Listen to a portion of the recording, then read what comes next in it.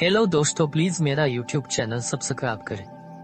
एक खूबसूरत गांव जहां हरियाली और सुकून है। आमना अपने दादा जान के साथ एक खूबसूरत बाग में बैठी है। आमना बाग में खेल रही है और फल दरख्तों से तोड़कर जमीन पर फेंक रही है। दादा जान नरमी से, आमना बेटी ये क्या कर रही हो? फल क्यों ज़ाय कर रही हो?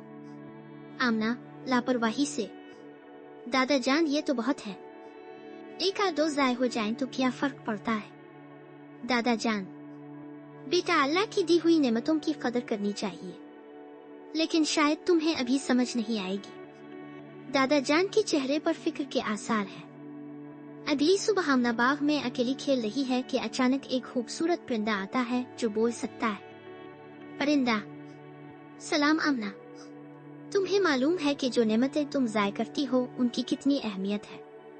आमना हैरान होकर, तुम कौन हो और तुम कैसे बोल रहे हो? परिंदा, मैं एक जादुई परिंदा हूँ और तुम्हें सिखाने आया हूँ कि नेमतों की कदर क्यों जरूरी है। परिंदा अपनी चोंच से जादू करता है और आमना को एक ख्वाब जैसी दुनिया में ले जाता है।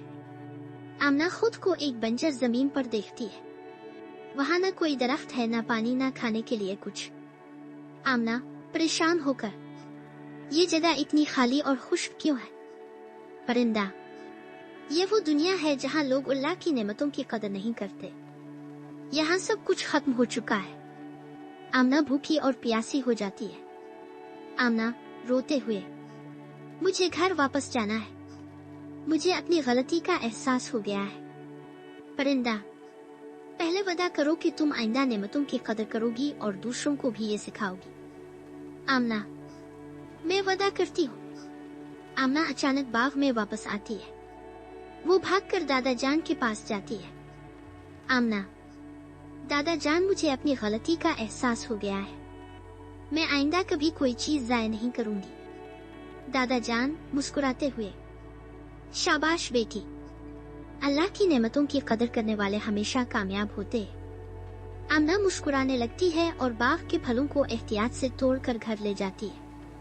आमना दीगर बच्चों को भी नेमतों की अहमियत के बारे में सिखाती है। पस मंजर में एक खूबसूरत दुआ चल रही है, जो नेमतें अल्लाह ने हमें दी हैं उनकी कदर करें, शुक्रगुजार बने और दूसरों की मदद करें।